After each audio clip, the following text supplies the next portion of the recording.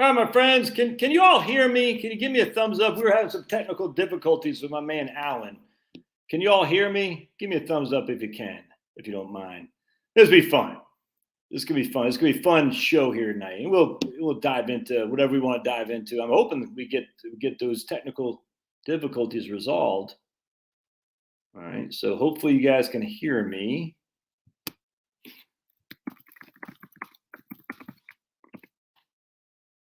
Hey, Brian Staley.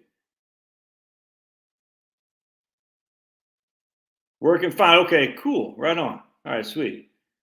All right, right on, Brian. All right, cool, man. Pulverizer, do you think we're in a simulation? I mean, literally, because I follow my man Matt McKinley over at Quantum of Conscious YouTube channel. All right, Alan, can you? And he thinks we're in a simulation. I don't know. I mean, I don't necessarily believe that or not believe that. Let me try it again with Alan here. Hold on a sec. Let's see, he's in the studio. Can he hear me in the studio? Alan, can you see me? Alan?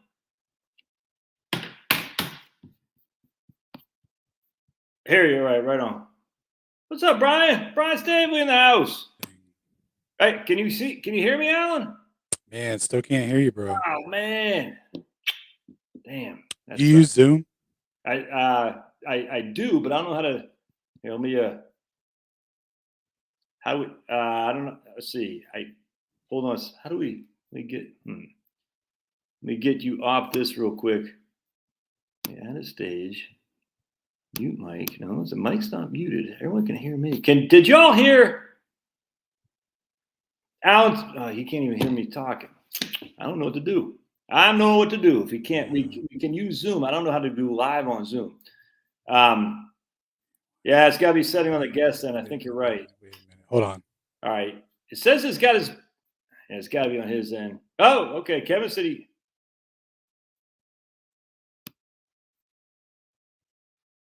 All right, cool. I just want, while he's figuring that out, I want to show you guys something. This, so my man Alan, we had him on before talking about Einstein, the fraud that was Einstein, and people get really upset. Like, I just find this fun, man. I don't get why people get mad. Like, you can believe whatever the hell you want to believe. I don't care. You know what I'm saying? It matters not to me. I mean, it's kind of like people like, about the jab. If you want to get the jab, I don't care. I literally don't care. If you want to wear a mask, I don't care. If you want to freaking like the Dallas Cowboys, I don't care. I could care less. But people get really upset. Like my man John Scott, who's a legend. He's got 8 kids. He lives up in some rural part of North Dakota or something like that. I posted this thing on Alex Haley, who was a fraud in terms of his roots thing that changed the whole way we view slavery. It's just a fraud. And my man John Scott was like, really, why you got to pick on dead people? Because if they created a false narrative that's a fraud, you got to freaking hold these people accountable to that. And I remember watching Roots when I was a little kid, Kunta Kinte. That was not Toby. That was not Toby. It's fake. He lied. He lied about it. All right, let's see if Alan's back on. All right, Alan, let's try it again. Alan? No? Oh, man. Unbelievable, man. I don't know, man. Let me email you. I'm going to email him. All right. Well, yeah, I don't know what to do, man. So hold on just a second. Hold on. Elbow cough. Yep, 100. Fast Eddie. How dare you like the Cowboys? Man. No,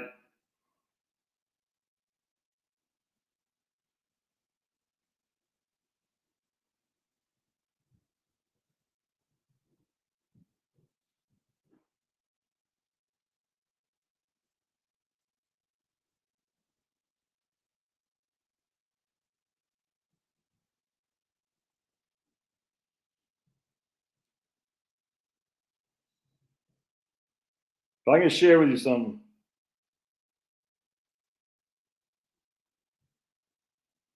All right. All right. Anyway, so let's keep going. This will be fun.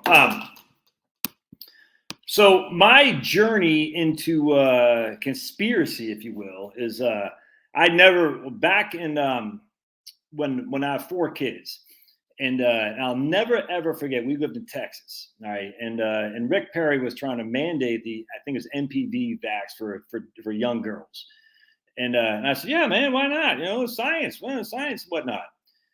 Then my daughter got the swine flu. She got the swine flu after she got the swine flu vax. Was that 2009 or something like that? And it wasn't good. She was only 9 years old. It was bad. And I said, I just remember I didn't put two and two together at that point. But I mean, it was bad. It was rough. She was in a world of hurt, man. And I remember thinking, I just kind of like it was weird. It didn't even make the connection that the swine flu vax could have hurt her in a big way, and it did. No other way around that. Was it swine flu? I think it was swine flu in 2009.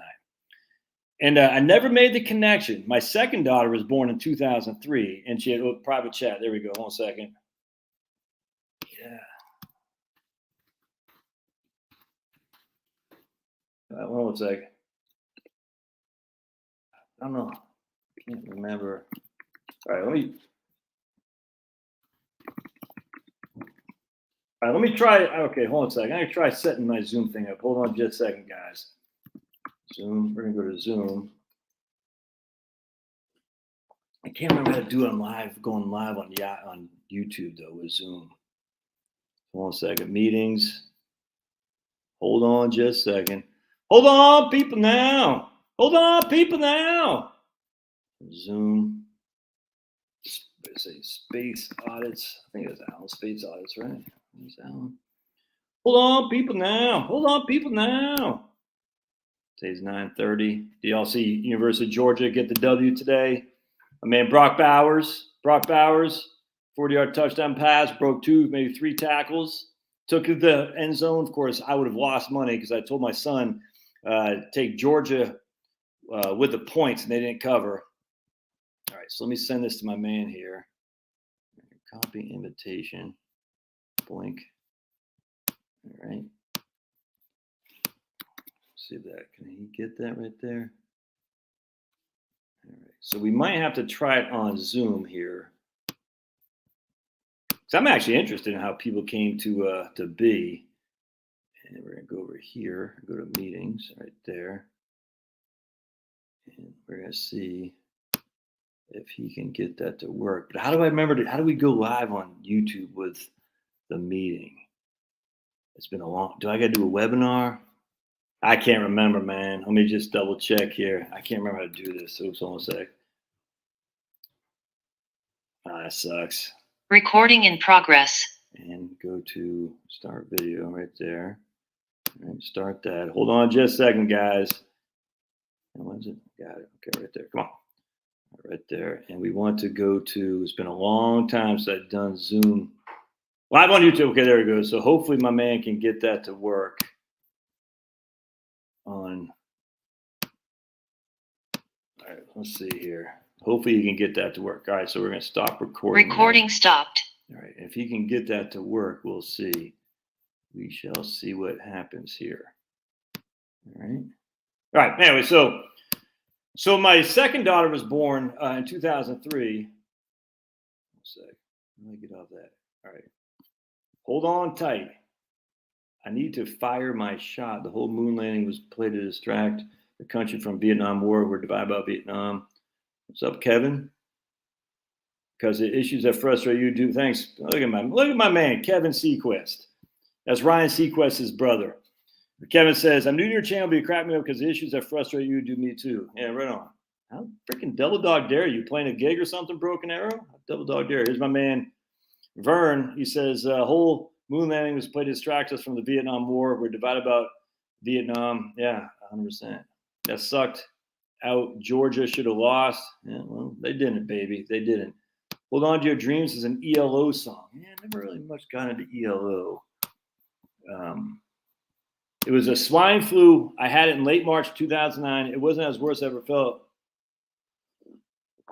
Anyway, so what happened was, and then my second daughter, we just talked about this last night. She had ventricular tachycardia when she's in the hospital, when she was first born.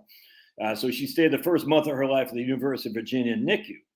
And we're just talking about this last night. So they were trying to get her Hep B or whatever the hell is vax while she was sitting in my wife's lap. And ventricular tachycardia is basically unheard of in newborns. It's just no newborn has ventricular tachycardia. And I remember I've talked to many cardiologists saying, you sure it's not SVT? I was like, no, it's not supraventricular. Here's Alan. Hey, it works now. It does? Hey, cool. Can you All hear me? I had to do was reboot my computer for no reason. Man, that happens all the time on Zoom. It's Sorry freaking about weird, that, man. man. All right, we're not cool. All right, I'm gonna get out of the Zoom thing. Hold on a second. Dude, Alan, that's crazy. That happens all the time when I'm doing a Zoom call. It's nuts. Dude, I've never had any problems with it ever in my entire life. And Oh, wait, Alan, got to interrupt you. Hold on just a second. Yeah, you're good. You're good. Breaking news. Jeremy R is here. Okay, so sorry to interrupt, hey. but Jeremy R has Hey. joined us, so we can proceed. Checking in. What's Jeremy up, R buddy? says, I'm here. Feel free to proceed. Oh, my wife gave me a like on Facebook. Hey, look at my man Eric Miller's back. All right, cool.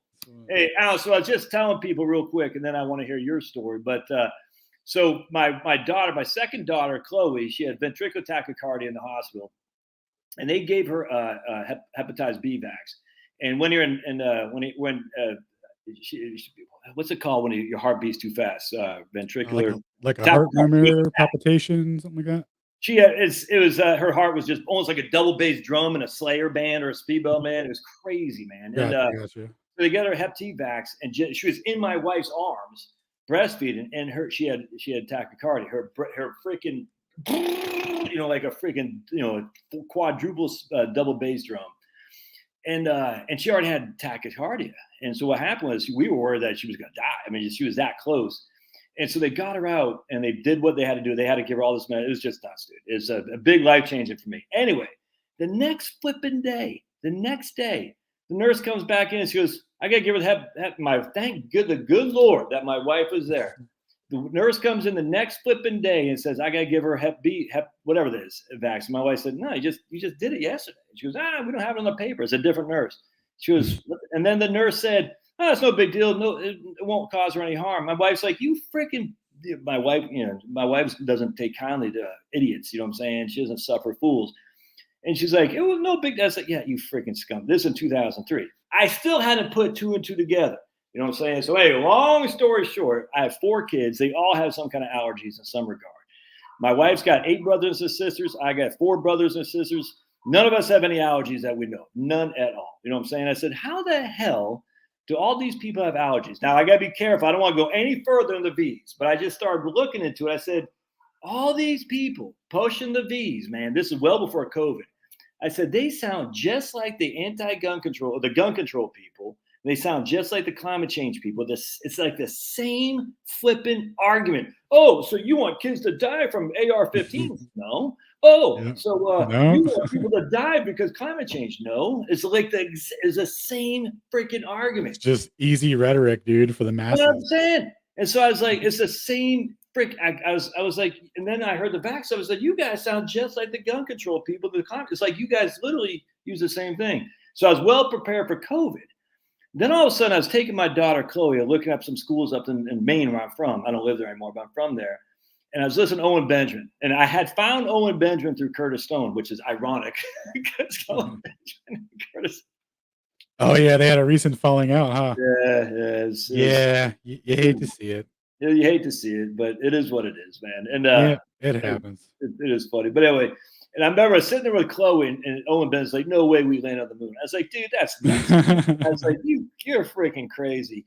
No way we landed. So I remember we're walking around some University of Vermont campus or something like that. I said, there's no way that we did not land on the moon. And Chloe, she's always like the Illuminati. She's like, I don't know, Dad.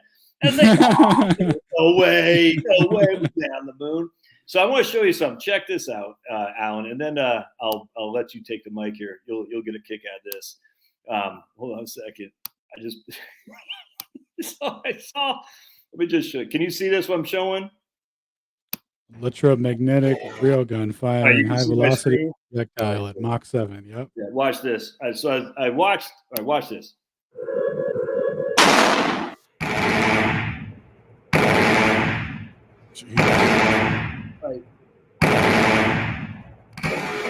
All right, so that, my friends, is Mach 7. That means it's going about 5,000, let's just say 5,500 miles an hour. The big boys, Neil, Michael, and Buzz, went what 3 times that. God bless them. That was a crazy journey that they went through. They went 3 times that in that freaking that meth treehouse. And forget the Van Allen stuff. I'm like, no, No, there's no way. They went 3 times that speed at 18 to 25,000 miles. Some people say, well, Josh, it was all done, quickly. They had to go from 10,000 to 25. That makes it worse. So that's where I started thinking. It's because some guy showed a picture of some Air Force thing, the same thing, like some train flying by. They said, there's no way people went that fast. And then I just went down the rabbit hole. Brian Stabley's on here, and I said, following a lot of his videos and stuff with other people, I said, man, we've been freaking lied to. And as I said before you were able to hear, I said, look, if people can, I don't care. You can believe in the Easter Bunny. I don't care. I mean, you can call me crazy, but it's fun, man. I mean, give me a break. This is fun. Anyway, so let me turn over to you, Alan. What, just introduce yourself. We'll just go from there, man. It's very fun. Yes. Yeah. So my name's Alan. I run the YouTube channel at @space_audits. I've been making YouTube videos for about a year now, almost. Within the last, I don't know, 6 or 7 months or so, it's 8 or 9 months or so, I guess. I took a different direction with the channel and started really analyzing, the academic level of what they say about mainstream science and heliocentrism and physics and all that, especially with relativity and how their interpret, like where they get their interpretation for the behavior of light is basically what determines cosmology. So, with the fascination in that, I just started looking into all of that to familiarize myself with all that. And I realized that, there's a lot of information that is super hard. It takes time to learn because you have to learn like a new language. You have to learn what all these words mean, how they apply, how, the history, all this stuff, all these different experiments, the names, dates, yada, yada. So there's a lot of information to unpack and to deliver to people. And that's what I've been doing. I had a lot of fun doing it. Going through the history of all these experiments that so-called prove, where we live and the nature of all that, and like really examining that and finding out that it's not exactly as they as they told us, and that a lot of it's open to interpretation, to a very, very large degree. So, I've had a lot of fun with that, and so I guess what we were getting into so your YouTube channel, Space Audits or Audits? What is it? Space Audits. Space right? Audits. Space Space Audits. I gotcha. Yeah. So Alan was on here before. We talked about some of the fraudulent stuff of Einstein with the. Yeah. Oh, dude, I got an update for you on the fraudulence. I got some good gravy for you. We can go over later. All right. Let's go over that later for sure. Because I think the fun part is the moon landing, and then we can start hammering up. I just had to chuckle. That Bill Maher interview with Neil deGrasse Tyson where he says nuclear bombs aren't, basically he challenged. Have you seen that yet? The nuclear bomb thing where he said, oh, no, you don't have to worry. Oh, yeah. And he's like, no, you don't have to worry about them. They're not that real or whatever. Or, it's like, dude, come on. They just keep changing things. It's like, oh my goodness. It's like, was Neil deGrasse Tyson, is he like some half of a truth teller and some half of a clown? I mean, because he does say some truthful, it's like all this stuff is just, but I've been sitting there thinking, man, it's nuts to me. Like Neil deGrasse Tyson said, nah, man, you don't have to worry about radiation, nuclear bombs. And Bill Maher and some other guys like, what? He goes, yeah, blah, blah. It's like, dude, this is the extent of theoretical physics at this stage. And this guy is crazy.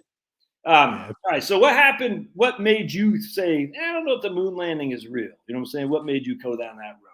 Yeah, so the moon landing was kind of a side project for me during my waking up to the 7-Eleven inside job application situation. So when I was, going through that process, that was really, scary and alarming because the magnitude of that and the implications and everything. And the moon landing was much safer, so to speak, a much more pleasant thing to look into, I guess. And and I've always been super interested in space travel and heliocentricism and all that. So I was like, okay, I can look into this and dive in. And boy, did that ruin everything for me. Because once you go down that, it's pretty much a wrap. So 100%, man. Anything specific that said, wait a second, Anything that said of all the things you said that doesn't make sense. What was if you had one number one thing said that doesn't make sense? Oh man, I can't even remember off the top of my head. It was so much all at once because what had happened was is I had started with the video of the post interview where they got off of them, or after Yes, yeah, they're doing right, their debrief or whatever, from the landing. And they were so just like dead inside. it And was if you've probably seen sports interviews and stuff, when you see the win when they interview the winning team, that dude is, he's right. jacked, man. And when they interview the losing team, they're like, yeah, I mean, we'll try and work on our defense next year, the plays, whatever. They just want to get the hell out of there. They don't want Right. nothing to do with it.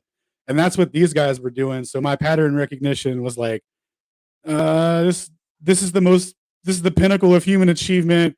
These guys are acting like their cat just died first. It's like really weird.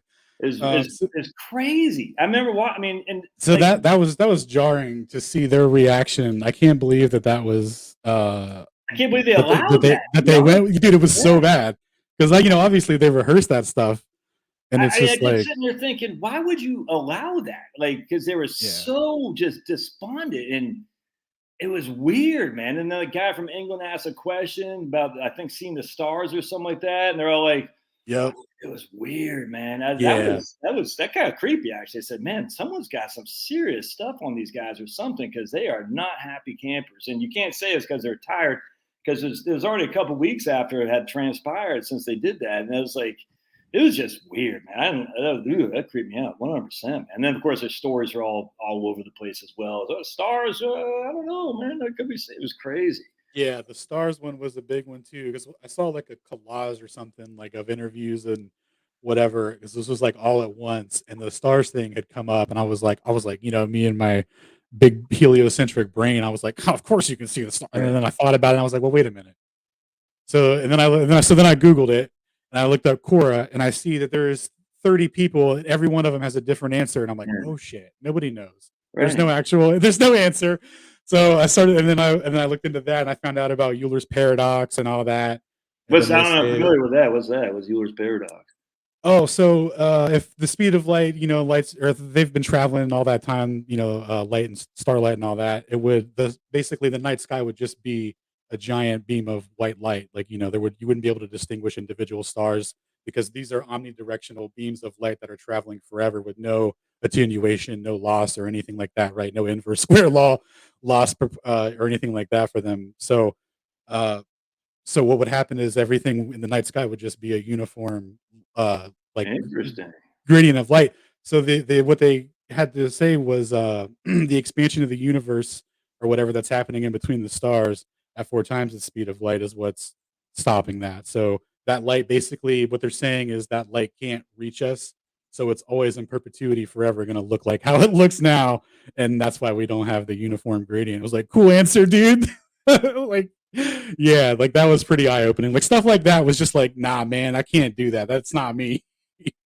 And okay, he's just like that, and yet because it's so crazy, people say, "Oh, must be true." Or else, Yeah, like, they're what do like, you, oh, these guys are geniuses. It's like all the profundity, and it's like, no, that's no, what not the Matt Burns said. He profundity. goes, actually, I never even thought about that though. You think the starlight would appear as streaks, like they do in that Star Wars, whatever it is, that old Star, like when Right. they go hypers. That I actually never even thought about that. You would, that makes sense to me. If that's interesting, I never thought of it. Yeah. It's called Euler's paradox. I'm familiar with that. It's, Yeah. all right, so Yeah. then And we him. got, yeah, go ahead, keep going, keep going. Oh, I was gonna say like him and Newton had a little back and forth, and then I saw Newton's responses were kind of ad hoc, just like maybe God did it, and I was like, well, I don't like, Yeah. like that's not, my scientific mind, or at the time I wasn't like that's not sufficient, like we're not going with that one. So I just kept looking into things, and it was just the preponderance of evidence kept stacking up that they were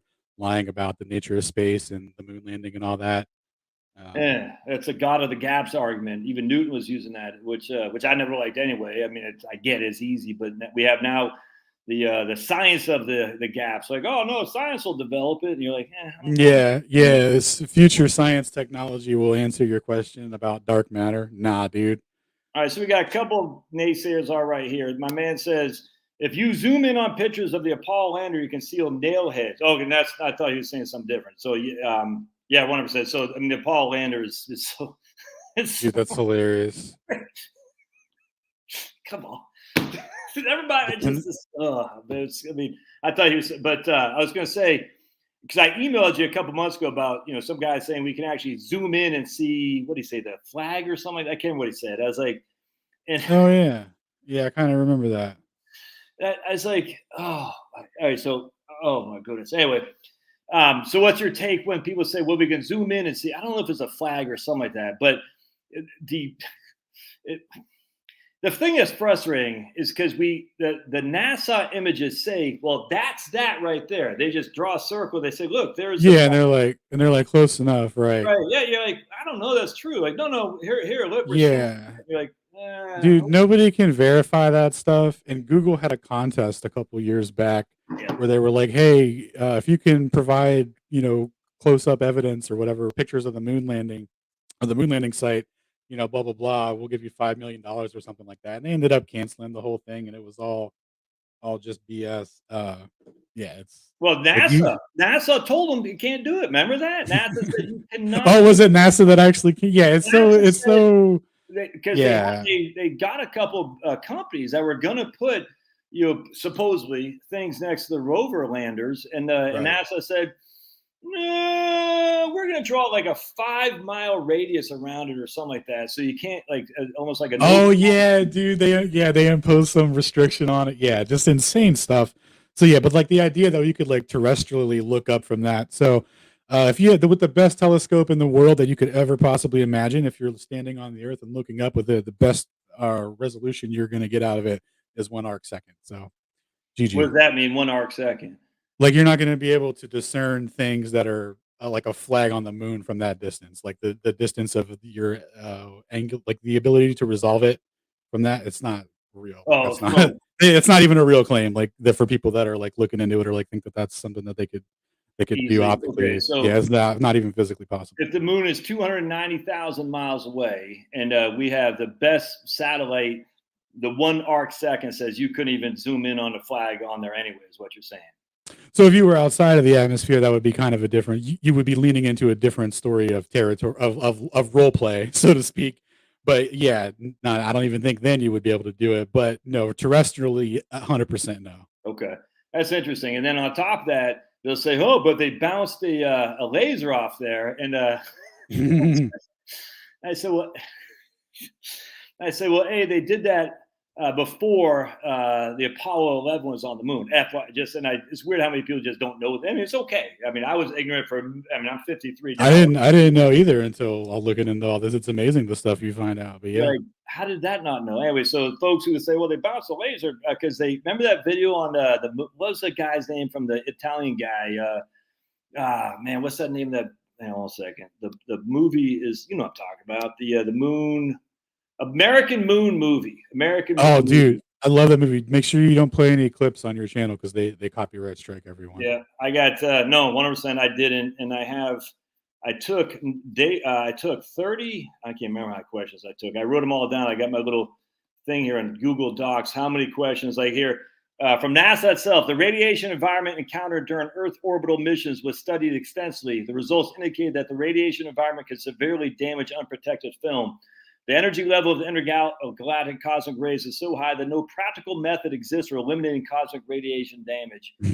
Thus, this degrading factor must be accepted, and though significant, it should not be unacceptable for short-term exposure with relatively insensitive film types. There's just so many things you're like, that doesn't make sense. Anyway, so that guy, Massimo or something like that, I forgot his guy's name. Now I forgot what I was talking about. What the hell we were just talking about? But he did that. American Moon. That's what it was. One part that he showed. No, it wasn't him. It was the Mythbusters people. Oh yeah. They had some lady. Oh, I gotta hold on a second. I gotta read this to you, Alan. This is so funny. What she says right here. Mythbusters strikes again. Just look at the comparison to the debunk. I obviously can't. I just want to show you some of my Mythbusters here because it's so funny. You're like, dude, are these guys children? Mythbusters. Hold on just a second.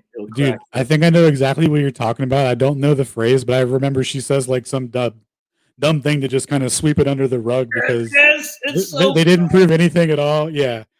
it's like Yeah. activate global whatever it was. It's like it was so dumb. And she's like, activate global beam to moon or something like that. I just laughing my butt off, man. I was like, holy crap. And then they show us some like Space Invaders video game that comes back from like 1977. And you're like, well, that proves that we can bounce a laser off the moon. It's like she has like old computer activate laser something, some fancy word. And then the guy's like, "Oh, there it is. She said it. It must be true." You're like, "Huh?" Oh, dude, I didn't even see that one. I thought I saw one where they were doing a flag, like they do the flag wind test or whatever. I don't know if you've seen that one, Yeah. but there's like a MythBusters debunk, and then there's a debunk of their debunk or whatever. 100%. But yeah, it was so funny because at the end of that or whatever, I forget whatever they say, but one of them just says like the most underhanded, like hand wave dismissal of the fact that their experiment didn't prove anything, and then they just were like, "Yep, debunked," and it's like, wow, you guys definitely aren't a propaganda arm of the industry, dude. Like, what are you talking about? Well, then they Like, showed. like that was definitely a thorough investigation. Oh my goodness, it's so funny, and you just like it's fun. This why when people get their panties all upset, I'm like, dude, this is fun. I mean, it's like fun to go down these and say, huh, I did not know that. Do I believe that we went to the moon? No. Did I believe 3 years ago? Yes. Does that mean I'm now stupid? I wasn't 3 years ago. No. Does that mean like I mean I don't know. I don't know what the hell I think. I just thought it was fun to go down. It's weird how many people get really like, well, how about the Russians? Like I think my man here, who's a good guy, he's on here on occasion. I mean, Oh, the Ruskies. You'll say, well, how did they get this? The Soviets and Europeans not only capitulate but concede the moon landing to us and maintain that position to this day. That's what this guy says. It's funny. Can you see that? Ruskies. Yeah. Yeah. So, well, first, dude, go ahead. like they're all financially intertwined, right, on the same system for number one, and number two, they tell their people their own propaganda story about the moon landing situation because they weren't even involved in the actual race of it, right? All that was all on our end, telling our people that they were involved and there was this big competition. The whole thing is a mirage. So like what they agreed to on the back end to facilitate control of the idea that like we're on a ball or that that we're whatever they want us to think, like obviously they're going to go with that story. Like they don't, like they get money for it, right? So think about this, like Russia's the big scary bad man. Yeah. We had our own way to take our own people to space and do our own transits and all that, but we were like, no, you know what we should do?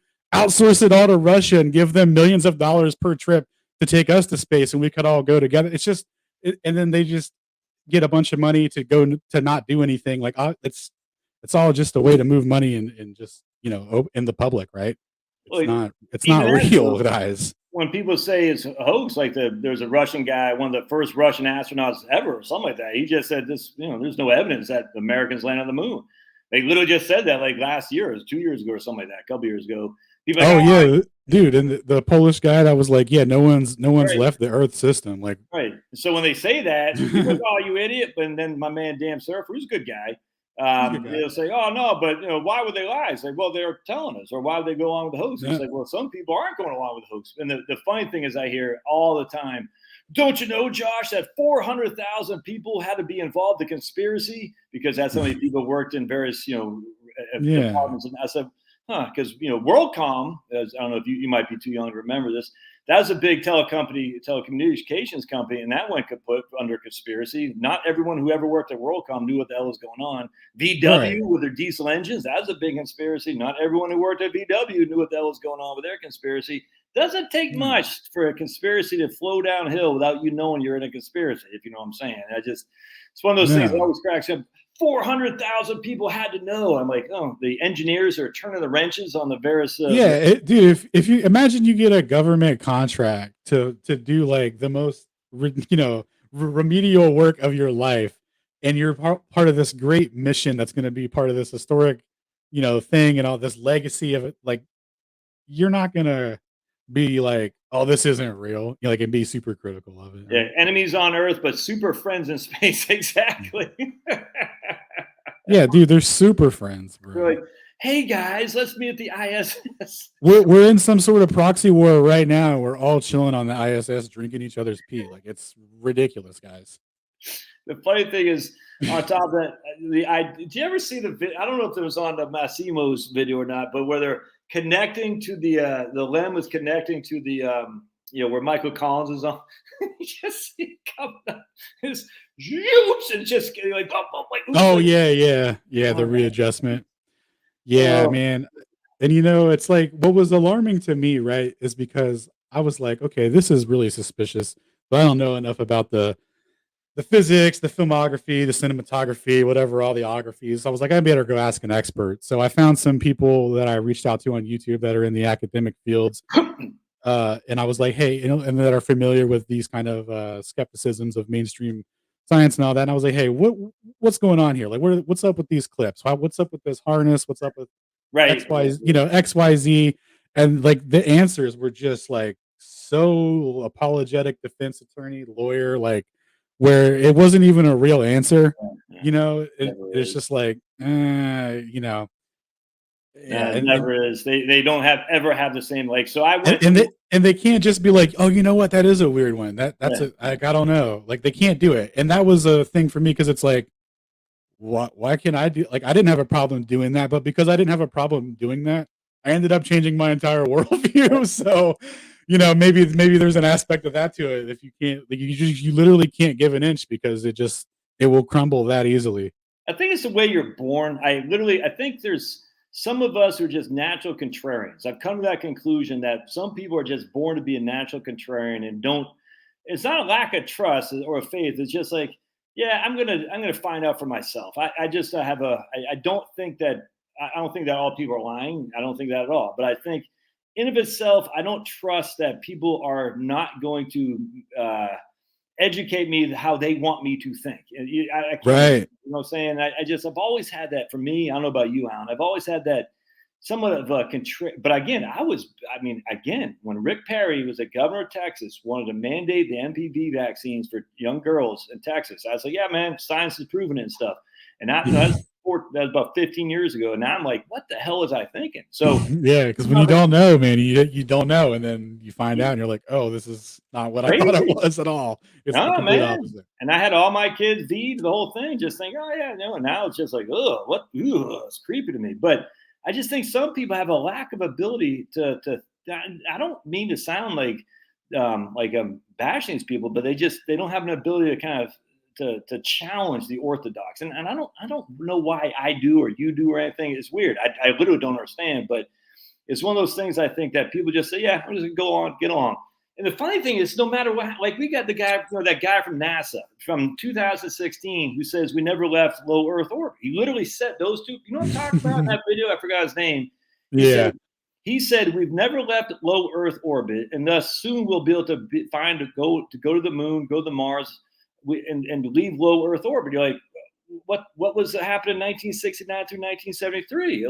And then some other chick from NASA said the same thing. Literally, it's like they have to tell you the truth, or else I don't know what happens. But it's like, why would NASA allow that guy to say that? You know what I'm talking about, Alan? The guy who said we never left low Earth orbit?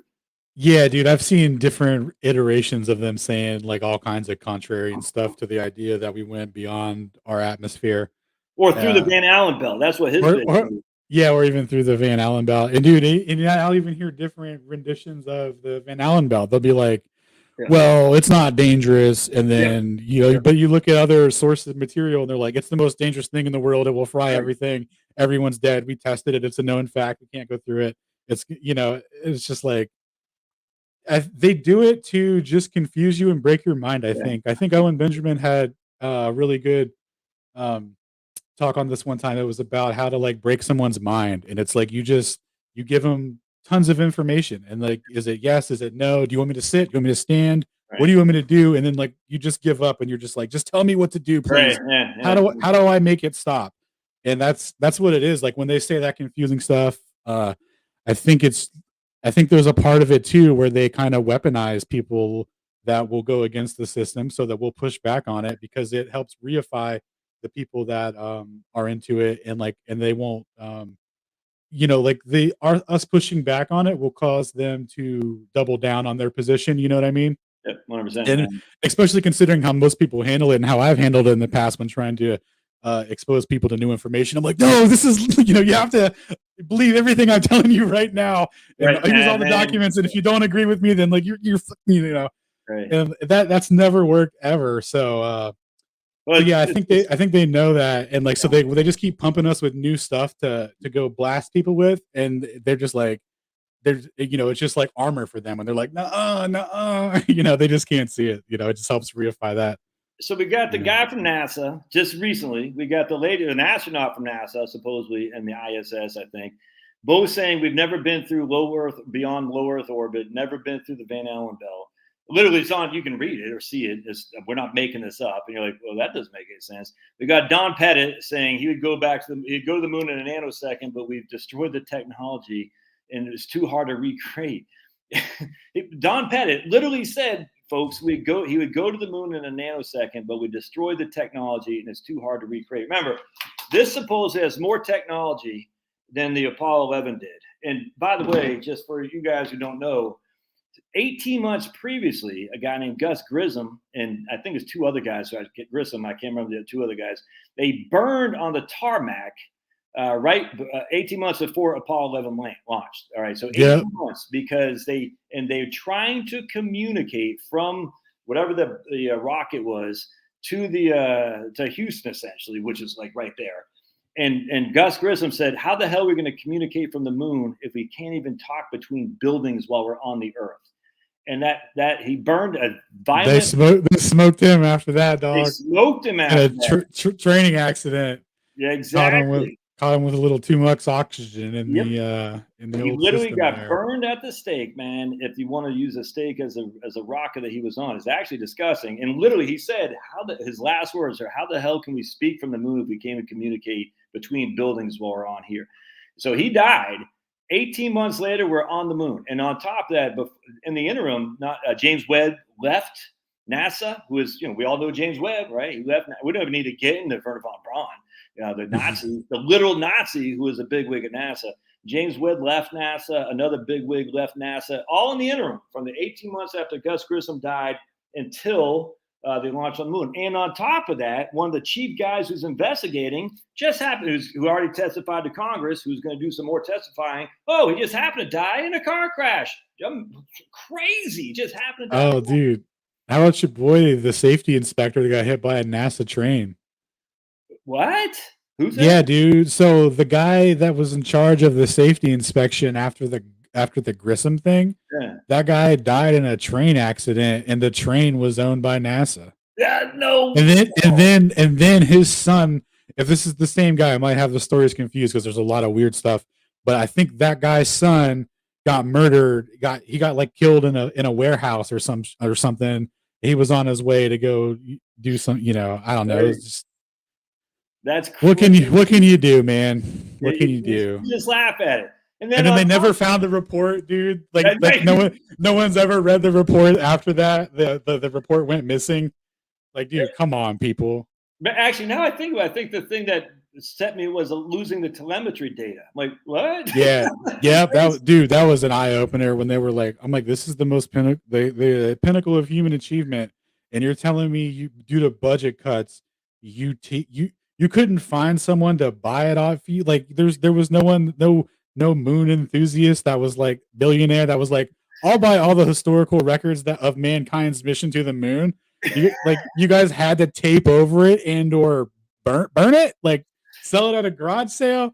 Like, come on, man. Like, that's when you're a kid and you start realizing that Santa's not real, you caught your parents like eating the cookies and you're like, what the heck, man? And they're like, oh no, it's Santa told me that he's on a diet and I had to eat the cookies. Like, that real quick, it's a lie. Like, dude, that's what they give us, and everyone's like, oh yeah, I mean, totally, this multi-billion-dollar agency that's funded by the taxpayers. Like, obviously they had to erase the data of their the greatest event in the history of mankind. They had to. And they shrug it off, Alan. They're like, we just lost it. And they act like you're a schmuck for questioning it too. That's the really funny part. Those records are in Trump's garage. Yeah, dude. Along with all the Tesla stuff too, or whatever. Exactly right. Tesla stuff. I forgot about that. The 9/11 stuff too. I don't want to get into that, but yep, Yeah. it's a good one. Dude, it never ends with these people, bro. And that's why conspiracy theory is so demonized, because Yeah. just joking around, we tangentially link Trump's to all this as well because of his grandfather and what he did with Tesla stuff. So, it's like once you start looking into this stuff, it's just like, oh, they're all doing it. Dude, it's even crazier, Alan. Did you know? Someone on this channel told me this. There is a book about Barron Trump. Have you heard this? Yeah. This is freaking nuts, man. I mean, I said, so my man Pulverizer says we're on what happened? Are you still there? All right, there you go. I went to the wrong. Mm-hmm. My man Pulverizer says we thinks we're in a, what the hell did he say? I can't remember. Anyway, some false, what the hell would they call it, man? We're in a fake false reality, like a demiurge or something, or yeah, right on. But check this out. Watch this. There is Barron Trump's collection. This is freaking nuts. Barron Trump collection. Travelers of Little Barron Trump, his wonderful dog Bulger, marvelous underground journey. The Last President. Filled with exotic flights of fame, the Barron Trump Tales features a titular character, a wealthy boy who lives in Trump Castle. His actual name is Wilhelm Heinrich Sebastian von Trump, but for the sake of simplicity, choose to go by the title of Barron Trump. He embarks on time-traveling adventures through human history. The final book discusses the rise of a U.S. president and has been variously described as either coincidental or prescient aspects of 20. Dude, that's not coincidence. I don't care what anybody says. That's freaking nuts, dude. That's freaking nuts, man. And then Donald J. Trump having all the Tesla documents from his uncle. It's funny. It's great. You're like, this is fantastic that these guys are so good at this and people just follow along. It's fun, man. At a certain point, when you start finding out about it, you're not even like surprised anymore. You're just kind of like, oh yeah, of course. How did I not see it? Oh, simulation, yeah. My man Fever Flav says my persuasive essay in college about this topic. He gave me a D- to my reference for propaganda. His references for propaganda, unlike the NASA boys. What are they making? $70 million a day or something like that? I mean, come on, man. It's like, geez. And then on top of that, we've never the moon just happens to spin at the exact. We never see the backside of the moon because it spins exactly as we do. It's crazy, dude. And then it's like you look at the further mechanism of that, right? Where it's like, well, how was the moon created? And they say that a Mars-sized object hit the Earth as it was, going towards the sun, as it do. But the Mars-sized object was leaving the sun, And anyway, there was a little collision there, and it broke off a piece, and then all of that coalesced into the moon, and it just happened to rotate how it does, 15.5 degrees counterclockwise to Earth's rotation. So that we only see the same side in perpetuity forever. It's like, okay, cool, man, that checks out. Great story. And they're like, no, but we have a simulation where where we assumed all the variables and made it output what we needed to verify our theory. We got math. Our math proves it, just like our math proves dark matter, which we have to have, or else we can't prove that gravity exists the way we've been told. All right, so my man says not very persuasive. That's fine, dude. It's okay. I just know they lost the telemetry data. NASA, as recently as a few years ago, said they've never been beyond low Earth orbit. Now they're trying to change that the moon is in Earth's orbit now, is what they're trying to say. Like, wait, that doesn't make any sense. I thought the moon was outside of Earth's orbit. They lost the telemetry data. I'm going to show you some here too. We don't even have to get into pictures, but I am going to show you one picture. This is fun. I can't remember if it's Neil. Who's the guy? Is it Neil or Buzz? Oh, real quick. In the private chat on StreamYard, I linked a Pastebin link. If you can link that in your YouTube chat, that in that Pastebin link, it's timestamps to all of the or for American Moon. It goes through all the sections of it. So if anyone ever wants to check it out, so that guy who said unconvincing or whatever, like we're just up here just kind of back and forth, no presentation official or anything, like trying to convince anyone, just kind of going over the narrative or whatever that people don't know about. But if you're actually interested in investigating it, I highly recommend you hit up American Moon and I'll then put a reference link right those. now. Yeah, this And right then here is fantastic.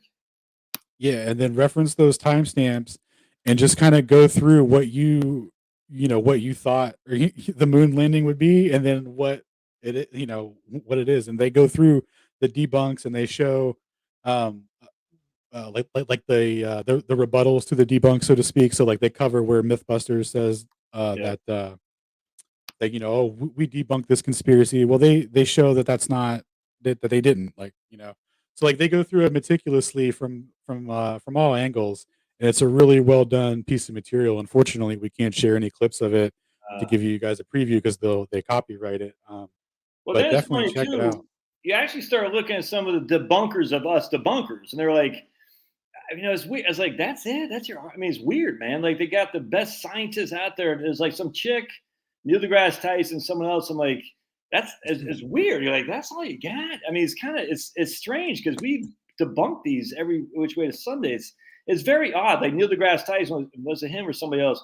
They'll say it costs too much more to make a hoax than to actually do there. I was like, that's one of Oh the. yeah, that's one of my favorite arguments. That doesn't even make any sense because if you know anything about engineering and like what it would take when you're building a facility like that, or like when you're going to launch a project like that, in tandem with everything you're uh, doing in reality or whatever, you're building like a replica of that, to before you're even doing it for real. So everything that you're already doing like you're already gonna. It's already in the paperwork. You already have paperwork for it. You've already paid for it. That everyone that's already in on it has already built the thing, and they Right, weren't in on it. They were just working on the right, project. exactly. And like yeah, like you really have to understand, like take a step back from like the people that are doing this part of the project aren't messing with these kind of people and stuff like that. So, or with people that are on a different part of the project, so like they keep it compartmentalized, and it's just So Winter Soldier, this is one we don't want to use. If you watch that video on the American Moon, which I just linked to, they kicked this one down. So this one of the about the crosshairs on the photos. He actually goes because the guy, I think his name's Massimo. He actually talks about a debunking claim, which is one of these right here. Alan, I don't know if you can see this, but the photos were definitely fake because the crosshairs being overlaid images. That's not correct. We don't want to use that one simply because he'll if you watch the American Moon video, which I linked to, he'll go into that in detail how that's not a good counter argument to the moon and the moon landing. On top of that, he'll also say about the stars that you can't see the stars from the moon because of the way the camera back then would take in the pictures or something like that. So don't use that you can't see stars, and don't use the crosshairs because both of those have been debunked from against us, if that makes sense. So just keep that in mind. You really got to watch the video I just showed. It's 3 hours, man. I've watched it a couple of times. I took some extensive notes. yeah, it's great. Same. It's great. It's fantastic. I mean, literally, you'll get your mind blown. You're like, holy! It goes everything. It's freaking insane, man. They go hard with it. Yeah, go ahead. I was say one of the big ones. One of my favorite chapters. I'll have to look up which one it is here in a minute. But when they go over that part where they're taking off from the moon, Yeah. and they're in a pressurized containment system, so that you can hear the air. They're talking. The radio's playing. You can hear everything. There's vibration. There's a rocket engine underneath their feet that they're standing on, not making any noise at all. Guys, they got us, man. They got us. But come on. They were in a pressurized cabin standing on a rocket engine that made no noise. Literally it's not on real. the rocket engine. I just got to show this again. That one blew my mind because that's just like, we talked about the interview of the astronauts. Yeah, they look 100%. We talked about that. That's a good one. But what I liked about the American Moon is he has all these legitimate photographers. Like these are guys in like Vogue and like legitimate photography things. They're like, yeah, that doesn't make sense. And they all are hesitant to say the moon landing is fake. They're like, I'm not saying the moon landing is fake, but that picture right there doesn't make sense. It's just, and you're going to find people like, I posted a question on here. I said, right here, we said, I said, you want to laugh? And this is one of the comments I put on that video. I said, you want to laugh even more at the treachery of the fake space stuff? Look at the origins of JPL. and people fall for that too. And then some guy says, "You don't have a good track record for getting your facts right. Maybe think about how many people are laughing at you." And then some other guy says, to that other guy, "You're a chat bot. You don't know anything." Like, I don't care what I mean. Dude, that's literally a chatbot. That's so It, funny. it's like it's That like guy's response, literally a chatbot, bro. you're That's so literally funny that they have bots policing that video to reply to people crazy. because it tried to socially shame you, and it just like abstractly, was like everyone's laughing. Like, nah, dude, get the fuck out of here. Yeah, Sorry. they all say Yeah. that. Everyone's laughing at you. I said, "Well, I don't care. I mean, I'm 53 years old. I got 4 kids. My wife has come along to recognize the moon landing is a fake. Trust me, my wife is to convince her. She didn't believe in all my conspiracy theories, but she's coming around. You know what I'm saying? She's got an ear open now. Yeah, right. Like I'll hear you out. I showed her. She Alan, you'll get a kick out of this. She texted me an image of the Indian landing, and yeah. Shout out to the Indian moon landing. And she goes, "No." Apparently, some Indian doctor even said this is so fake. And so I posted my YouTube channel, and my man, I don't think he's on here today, but he's like, "That's just a rendering." I said, "Why would they render it? Why would you need rendering?" I said, "Come on, man, just make it. Why would you need a render? It's crazy." I'm curious if Alan believes in God. If you don't mind answering, do you believe in God, Alan? Yeah, I believe in a creator. Absolutely. That was one of the most eye-opening things, coming up in that so-called waking up. When you come to that awakening, that was a huge part of it, is realizing that there is a creator and you have a purpose here. Absolutely. 100%. Actually, my faith in a creator is more than ever been in my life because I recognize that the conspiracy is to keep us from the creator. In fact, Alan, it's actually quite sad. I was watching this guy debunking us debunkers, and he's saying, it's just sad, man. I really felt bad for the guy, and even said a couple of prayers for him, because he's saying we are just nothing on the spinning ball of nothingness out there. It's like, and he's like, so all this does is show that there's more out there, and it's just. I was like, man, we are the center of the God's universe, man. Dude. We are the center of it. All these people want to separate you from that, but they're fake space crap. And there's no aliens. There's just us here by the divine creator of all things. And it so breaks your heart, man. You know what I'm saying? Dude.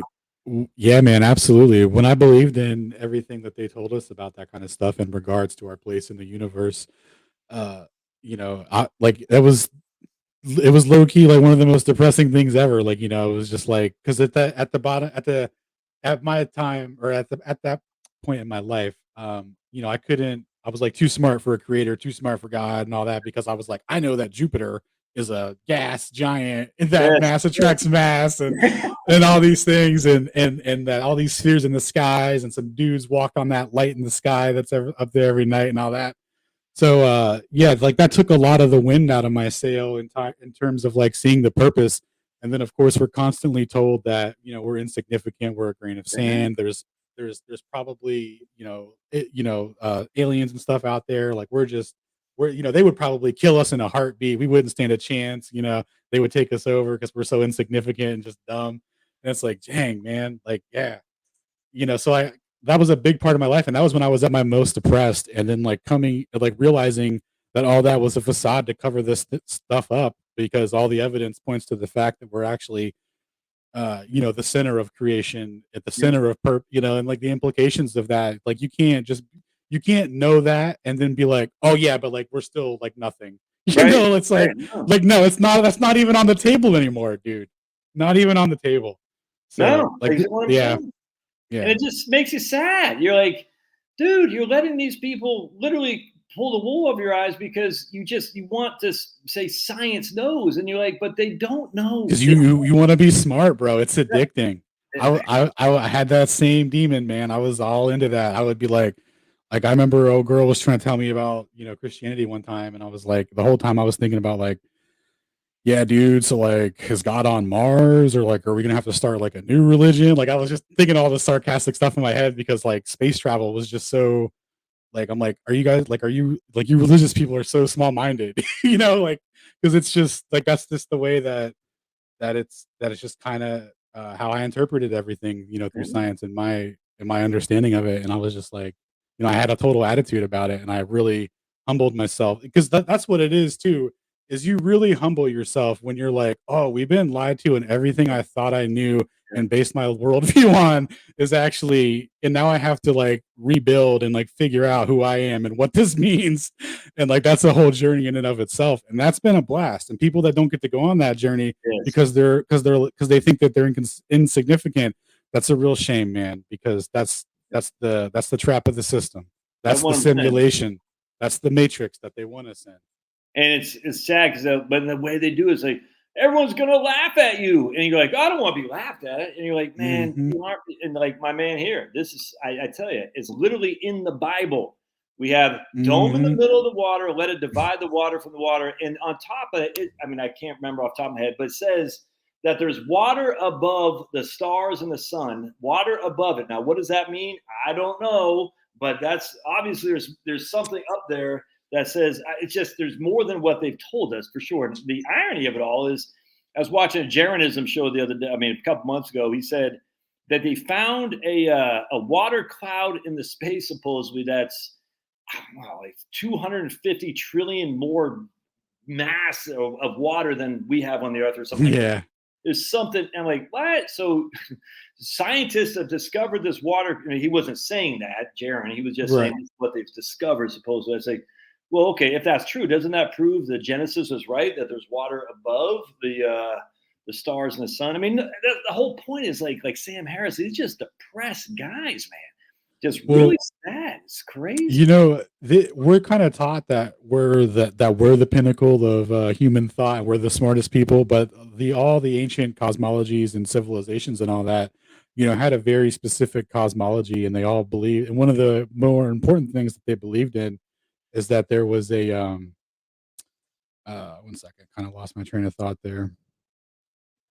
Um, I hate when that happens, dude. yeah, never mind. Go ahead and continue. I'll Yeah. come back to it. I lost my No, my train of man thought. says believing infinite planets makes Earth seem significant, and evolution makes it seem Oh, meaningless. I'm sorry. Yeah, I'll go come no, back to right it. on. Go Yeah, ahead. Yeah. so I'm sorry. So they all kind of knew about vibration and all that, and like you read the opening thing in Genesis, and it's about God speaking, vibration into existence, right? This resonant frequency that's going out that sets the tone for everything, and like there's a medium, so there's water going that's facilitating the vibration.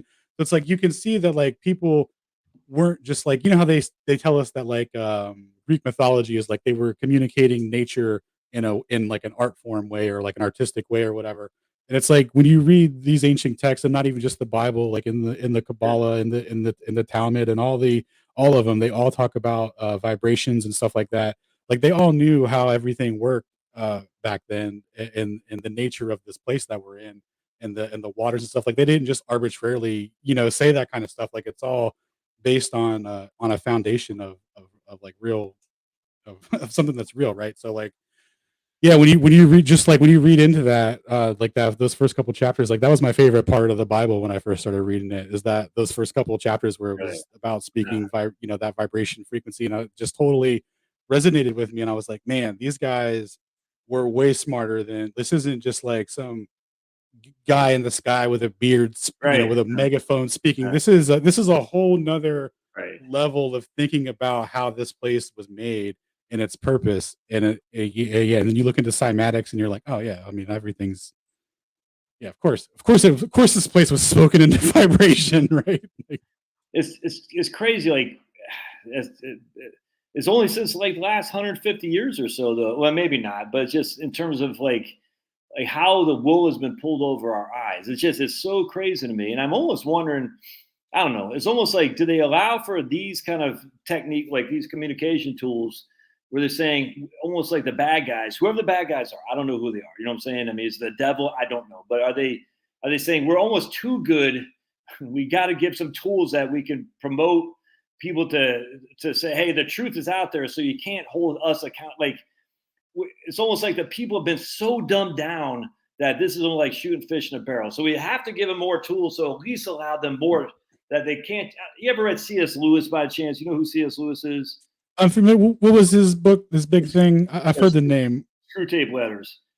What's that? The Screw Tape Letters.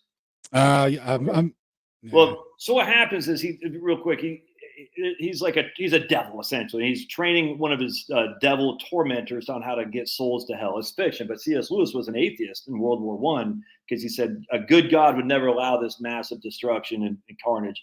And then he became a pretty devout Christian. I would say more non-denominational than anything. Anyway, long story short, the Screwtape Letters is obviously fiction, but about a satanic character, Satan, not Satan himself, but one of his underlings, who's training these tormentors on how to take souls. Anyway, at the very end of it, the tormentor, this Screwtape is his name, they're giving a speech to other devils essentially, and he goes, "Man, how do I miss the hatred of a Hitler, the hatred of a Genghis Khan, the hatred of like all these old guys in the past, Stalin. Now we just got like some municipal grifter, some guy who's, some union thug who's taking money on the table, or some guy who's addicted to porn and all that stuff. He's just, we don't have the fire of the hatred we used to have, because it's almost like he's saying, the people have been so dumbed down that they just do stupid stuff where they separate themselves from God so easily that while we're glad to have them for sustainability, but they don't give us the fire that we used to be able to have on Hitler. Like you could eat Hitler for days because he has so much hate and fury that would, make your heart warm how hateful he was. Now it's just got like some union thug or some corporate tycoon and stuff. It's like, that's no big deal. And I just feel it's like that. It's almost like that now, Alan. Like so many people over the last 50 years or so after World War II, it's just been so, affluenza is what one guy, Michael Ramsden, he's a preacher, would call it. We're just so dealt with affluence that it's just like we can't even think straight anymore. And so I almost wonder if the devils, whoever those be, are saying we're going to allow some kind of tools that Alan and Josh, because you're in Ohio, I think, right? Ohio? Mm-hmm. Yeah. And I'm in Georgia. 10 years ago, we'd never connected. You know what I'm saying? But here we are now. It's almost like it's been too easy for the bad guys. And I almost wonder if they got to throw some bones out there. So some people say, man, I'm not going along with this anymore. Almost like why I don't want to get into COVID, but it's almost like that was so blindingly obvious to anyone who could think what was going on. You know what I'm saying, Alan? I don't know if I'm making sense or not. No, absolutely, man. It's like, yeah, so like the diminishing return on the propaganda and like the state of mind that they have to keep us in to accept the propaganda, is extreme, right? And that's why we're looking at such a large investment to get people involved in politics and highly charged things, because in my generation, when we were all growing up, not a single person cared about politics. Yeah. None of us were voting. None of us cared. It's 2016. Soon as Trump hit the stage, everyone was like, "Oh, politics! This sounds fun. Where do I cast my ballot, sir?" And it wasn't anything bad, or like how the media would kind of try and portray it. But it was about like we were just seeing like this new aspect of like vigoration to like this dead sport that nobody cared about at our generation. You know what I mean? And it was like so seeing that like getting people invested in that highly polarized character, but they had to do it to get everyone invested in the system. But that has a large diminishing return. So like the scams are going to get more and more obvious because they have to get more and more extreme.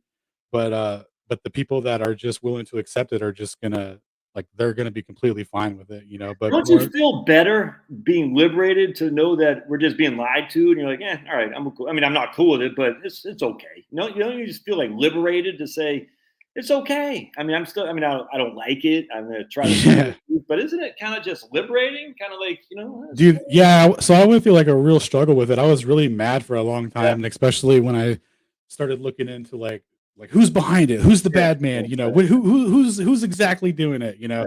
And like when that was carrying around a lot of anger and angst over that kind of stuff. But yeah, like letting it go is so liberating, man. When you're finally like, no, it's me. Right. I make the choices. They just present opportunities. If I do it, then that's me. So like that was a whole eye-opening thing, in a paradigm shift. And yeah, like that's when it starts to get liberating, because at first it's oppressing. Yes. When you're going through it, you're like, oh my God, they're gonna do the thing on the TV, and everyone's gonna react, and everyone's gonna hate, and I'm not gonna comply, and and I'm gonna get into and like you have this whole thing built in your head, and you're just fighting a ghost. Like I was doing the same thing during COVID. I was like, I'm not gonna do any, and no one ever asked me to do anything. Right. Oddly enough. Like I was waiting for my big opportunity, guys. It never, like thankfully it never even came. No, not a single person. They were like, "Oh, I guess this guy just doesn't do that." Okay, right. Not a single person instead of like it's just so they create things and for us to ruminate over and just battle over in our head, and then that's how they get us, man. Man, that's what happened to me with COVID. I was so pissed off. I said, how can people, I got to wake everybody up. I got to wake. And then I don't know what happened. I just said, people they can choose their own path, man. And I just, I still kind of chuckle in my heart when I see people with their stupid face diaper on, but I'm just like, whatever. Whatever. That makes them feel good. Like my cousin, she had her 7th booster and she put her, social virtue score on Facebook. Her getting her, and I'm like, oh. But I'm like before. I don't She put the high score up, bro. She put the stats up, dog. You win. God bless. She's got, she's proudly getting her 7th one in there. Like her and Travis Kelce, not Kelsey. You know what though? How about this though? If you believe in it and you think it's like legit, you transmute it and you're fine. I mean, because like there's no way you could take 7 of those bad boys and not get iced. Like, or whatever, right? Like, if you're taking 7 and you're straight, that woman's an alchemist, bro. You might want to hit her. She's a powerful lady. You might want to hit her up and be like, what's up? That's probably true. She goes, I believe so much. Dude, yeah, she transmuted it, dog. She's literally got truth serum or whatever, or, whatever the good stuff is. Yeah, she's whatever the transmuted. Yeah, she's doing great.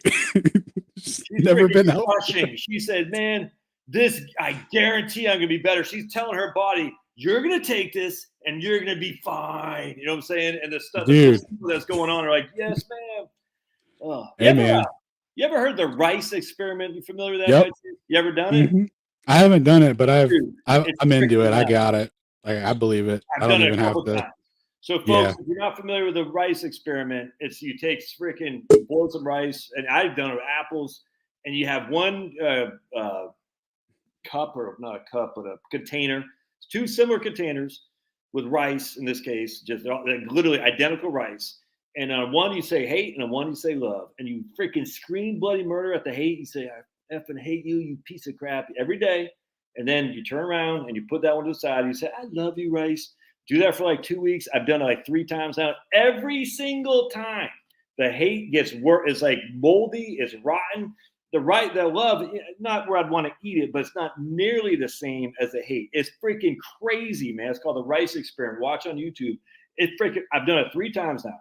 And every single time the hate gets moldy, decrepit. It's freaking nasty. Where the loved one, it's still got a little bit mold. I'm not going to pretend like it's pristine, but it's not nearly the same thing. You could always tell the difference. It's freaking crazy. Try it out. I mean, I heard Jaron talk about that. I said, no way that works. No freaking way. And sure, no way. It's freaking crazy. It's legit. Yeah, man. Absolutely.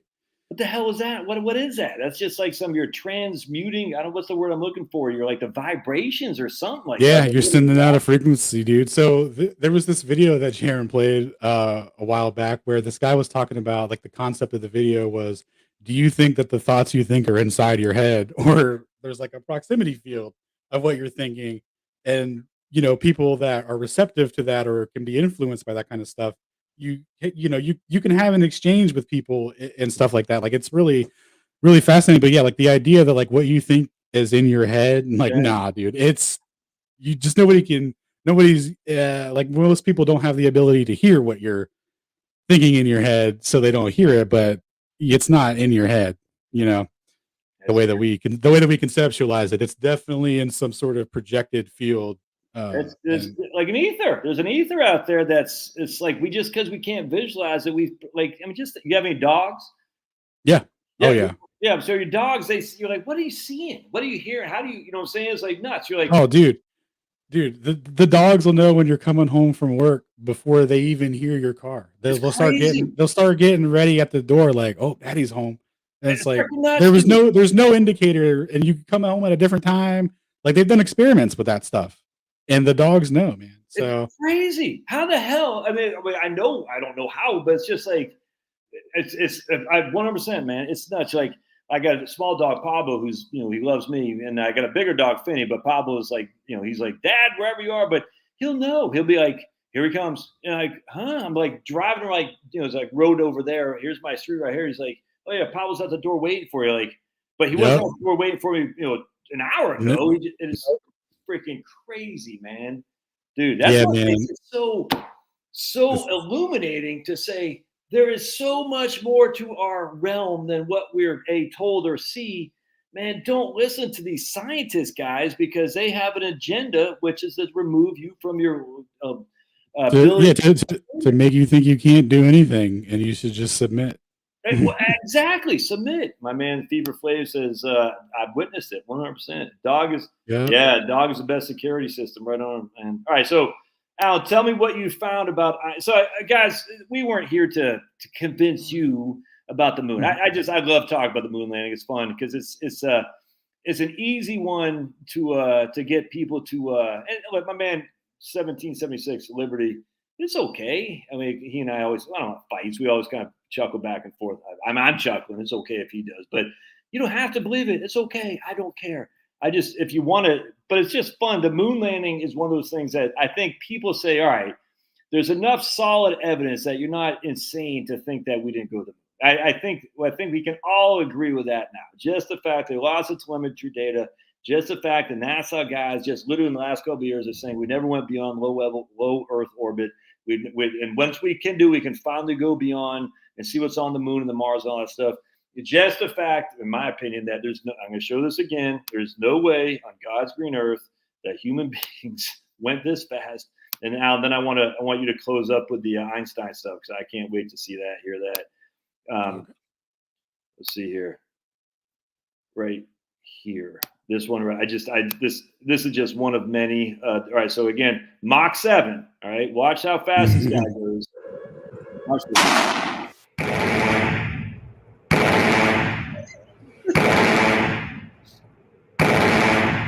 Okay. Mach 7, my friends, is basically 5,500 miles an hour, and the three boys, Neil, Buzz, and Michael, went almost 5 times. Dude, they just like going fast, bro. Sometimes you just got to go fast. I showed that to my son, Alan, and we're just crying. I say, because I could have stopped laughing. I said, Liam, watch this. He said, I was laughing my ass. He was like I'd made some barbecue. He's eating some barbecue. He's just like, he said, why are you laughing so much, Dad? I said, Liam, do you think human beings could have possibly gone 4 to 5 times as fast as that for 3 days sitting in a chair? It's just standing in a chair, bro. Standing in a chair. Oh, were they standing in it? Yeah, they had to make concessions, dude, to fit that rover in, to fit that go-kart up there. Oh, absolutely. Dude, they were so tight on space, bro. They took out the helium container that they were using to pump fuel to the tank because there's no oxygen. or no air pressure. They took that out of the module there. So, when you're in a hurry, sometimes you gotta stand. Yeah, hey, you gotta get done by the end of the decade because you're John Kennedy. Yeah. And we haven't gone into pictures. I mean, the pictures are so devastating to the moon. It's at this stage, the pictures kind of bore me now. It's like, oh, and then you'll see the Mythbusters stuff. If you're interested, and many of you won't be, but just that video of the moon landing, American moon, it's a 3-hour video. It's just devastating. It's fun to watch. You won't watch it in one sitting. It's all done. He talks a lot of Italian guys, so this is done in put some what's the word I'm looking for, subtitles or whatever, but he actually it's in English, but there'll be some subtitles when the Italian guys show. All right, see what you got here, Alan. So I'm going to bring here we go, man. Yeah, give me 1 second. Looking for golf clubs and toilets. 100%, man. The water, they need the golf clubs. Here we go. All right, so here we go with this is in 1915. Where Einstein is publishing his general theory, and he's saying that the perihelion precession of Mercury is explained by this equation here. And for those of you who aren't familiar with the perihelion precession, they say that over the course of 100 years, that if Mercury were to orbit this at the center of the sun every year, that over the course of 100 years, it would be displaced slightly by 1 pixel, right? If you were to break it down on that level, right? So anyway, this equation that Einstein put forward as proof of his theory, he just plagiarized from a guy who solved it using Newtonian dynamics in an ether framework 17 years prior. So the only thing that Einstein did here was he changed the t from a little this tau value, or this tau letter here, like just a lowercase t. He changed it to a capital T. So what Gerber did in his equation is that he set the speed of propagation for gravitational influence to the speed of light. That's what he was doing there. With and through that, that was his mechanism for saying that the gravitational influence had a delay. So that's why there was a perihelion precession, because Mercury had to like, um, it was just like taking a little extra time to catch that gravitational slingshot on the loop around, right? So then Einstein comes around 17 years later, co-opts the entire equation, capitalizes the t, and replaces the value, or like the implication of what Gerber was trying to do, and just replaces it with the total time it takes for Mercury to do a revolution around the sun. And then obviously that gets length contracted and time dilated. So the time gets a little smaller. So with that, he was able to explain the precession, but he got totally called out on this. And his response was, he said, well, I didn't, I wasn't aware of Gerber's work, and Gerber was wrong anyway. So like, let's move on or whatever. So like, he just kind of swept it under the rug. But like, these equations are identical, right? So uh, you can just look at them. I don't know if you could see them good or whatever. They So might be a little Gerber, small. I'm not familiar with Gerber. Who's that? Oh, Paul Gerber was just a physicist. I forget what country he was from, but he was like a Polish physicist or something, or a German physicist, Okay. and he had solved this perihelion precession thing, 17 years prior, but nobody liked the explanation because they were kind of already moving away from the ether framework because of the Michelson-Morley debacle. Yeah. So they were kind of already, sketched out a little bit over that. So And so they then, were all, but he wasn't as well widely acclaimed as Einstein. So so they just didn't accept his stuff, and then Einstein literally took his entire equation. It's completely identical, uh, and mathematically equivalent. The only thing that changes is the explanation, and he changed he just said that he just inputted the time it takes for the orbit. did anyone say, "Hey, Big Al"? Gerber. I mean, because we know that Einstein, Poincaré, who's the Italian guy they plagiarized too? Einstein did. I forgot the guy's name. You know what I'm talking about? So we know Poincaré from from like when the general theory. I'm drawing a blank. Is back in 1905. But there's an Italian guy he plagiarized too. Yeah, Lorentz. I'm about to show you the stuff that he stole from Lorentz. I don't know if Lorentz is Italian, but no, it's not Lorentz. But keep going, because there's an Italian guy that he plagiarized as well. Yeah.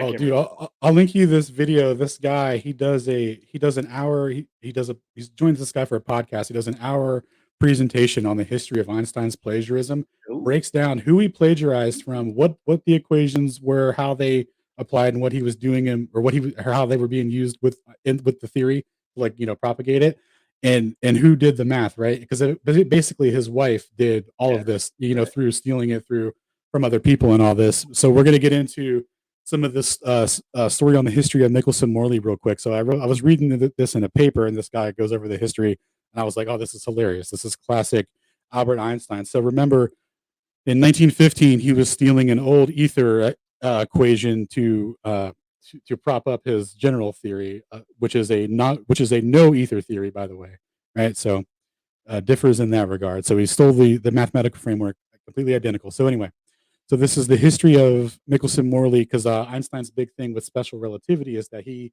says that he came to he just came to it, right? He gives different stories about how he came to the special theory, but it's contradictory. We're gonna see the contradiction here about his prior knowledge to the Michelson-Morley experiment and who he plagiarized to publish the special theory. So Einstein occasionally made the statement that he did not know the results of the Michelson-Morley experiment before 1905.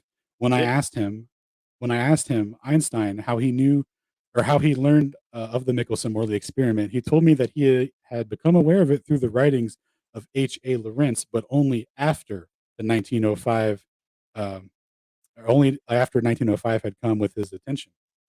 So after he published his special theory, where the math completely adheres to Lorentz covariance. It's based off of Lorentz's ether theory. It's 100% his theory. He's saying, no, I never heard of it until Never after I heard of the published guy. that paper. Guys, the most famous equation in physics is called the Lorentz transformation, and it's part of special relativity. And it's not named after it's not an Einstein transformation. It's Lorentz's transformation. So he says, and this We is never an heard of interview. him. You just Yeah. So this is an interview that he's doing with Robert Shankland, and Einstein. So he says otherwise I would have mentioned it in my paper, because if you've ever read Einstein's paper on the electrodynamics of moving bodies, he doesn't give any citations. Oh, dude, that's so weird. Remember how everyone's like, "Oh, where's your peer review paper? Where's your citation? Where's homie?" Einstein ripped this dude's entire life and then published it as his own and didn't cite him. So anyway, otherwise he would have mentioned it. Oh, that's cool. Einstein seems like an honorable man. We'll see if that's true. So recollection by Einstein, contrary to the most recent documentation evidence available from Einstein's love letters, the citation 11 and 12, showing that Einstein was aware of the Michelson-Morley experiment before 1905, indirectly, as follows. Indirect knowledge of the Michelson-Morley experiment. Einstein read the work of Lorentz by the end of 1901, and by the beginning of 1902 had attested by letter 48 dated in Schaffhausen, Switzerland in 28 December 1901, where Einstein writes Malavia, his wife, "I want to get down to business now, and I want to read what Lorenz and Drude have written about electrodynamics and moving bodies." Oh, no way. So he took their entire paper that was titled the same thing, and he wants to get down to business on figuring out what these guys are up to with their mathematical frameworks that explain length contraction and time dilation. And I forget what Drude was looking into. I think he might have been the guy that was more looking into nope, can't remember. I'm not even going to claim it. So these books were in, so the books that he's referencing were published from Drude in 1895, and Lorentz was in 1895, and 1900s was Drude's book on optics. The empirical basis for Lorentz's work was the negative interpretation of the Michelson-Morley experiment. Indeed, Lorentz was closely following Michelson's work right after the beginning of the second, right from the beginning, and sent him a correction to his 1881 experiment. So a lot of people don't know that Michelson-Morley, the 1887 experiment, was actually a subsequent experiment that followed the 1881 experiment, where the apparatus was a little too sensitive, and there were some corrections that they had to sort out. So they don't really count that as a good reading, but the most references moving forward are in regards to the 1887 experiment. Anyway, but yeah, Lorentz had wrote them in their first paper and in the second one. So he was definitely following their work. It's even in their actual published papers on the luminous effort, on the luminiferous ether and all that. So where they cite Lorentz and kind of have a back and forth with him about his ideas and explanations for the experiment. So evidently, Lorentz continued quite worried about Michelson's negative result, as attested by the letter to Lord Rayleigh on 18 August 1892. Lorentz asked, "Can there be some point in the theory where Mr. Michelson's experiment, which has yet been overlooked?" Let's see. And then in addition, Einstein learned about Lorentz's work and its physical basis through Drude's book. The English translation of the book in its introduction chapters is, "The assumption in which has been adopted here is that the ether always remains completely at rest. Upon this basis, Hendrik Lorentz had developed a complete and elegant theory. It is essentially a theory which here is represented, the emphasis in the original." Oh yeah, so Lorentz just came up with this whole entire structure, like the transformations, the covariance, the first two postulates of special relativity that reference how all reference frames are the same. That's a mathematical verification that's done through Lorentz covariance. It's all done and constructed by not Einstein. And yet Einstein just didn't know that existed. He didn't know. He would have given him credit had he known.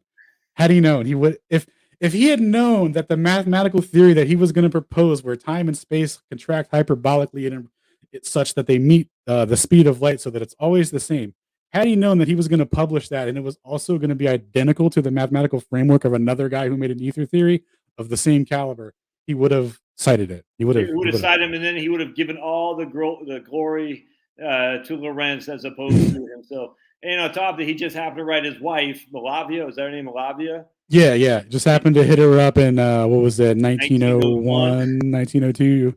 Yeah, just happened to hit her up and talking about how he wants to get down to business Get down about to what business. these guys are up to. What were they up to, guys? Oh, they were up to trying to figure out what was going on with the motion of the Earth and the ether with the Michelson-Morley experiments. So, But here's a but- question I got: how the hell did the Max? It was Max Born, the other Planck. Who is he sending those things to? Born or Planck? I can't remember. But how the hell did they not know? See, it's one thing that Einstein's a grifter. I get that, but it's either Max Born or Max Planck.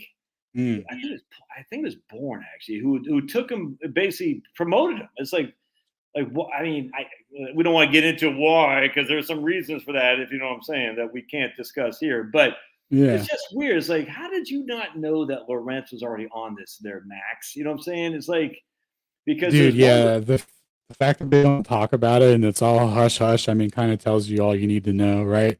Because like we're getting it through this lens of like these acceptable answers where Einstein just came up with these for no Yeah. reason and just made all these assumptions that just happened to explain the universe and the laws of gravitation and all celestial phenomenon. And it's like, and then it's like you look into the beyond the surface level narrative of that, and it's like it's just riddled with lies and rabbit holes. And then they'll always say, just like the moon landing, well, why would they lie? And I'm like, well, they brought it up during that 1919 Royal Astronomical thing that you and I talked about last time, where these guys like, hey, what the hell, Einstein? You know what I'm saying? And yet they still like there were people who called them out, and yet they still. So here's what I think, man. So all these Royal Societies, Royal Astronomical Societies, all this and stuff, they're all beholden to King. All those So societies. breaking up a little bit down. So what they would do. There you go. You're good. Good. Yeah. So they're all beholden to the king. So whatever they needed to do, or whatever narrative was about to come out, was, that's what they were running with, man. Because when you just, I mean, like when you go over the history of how rushed the general theory was and how shoddy the evidence is for it, they literally were like, nah, dude, they had to get it out. Yeah. Because the special theory failed miserably when, as interferometry was advancing, they were losing the ability to explain their framework where the speed of light is the same, and use that to explain Earth's motion. Like they were losing all of that, so they had to get this through no matter what. So yeah, they didn't have too many people calling out the plagiarism or anything.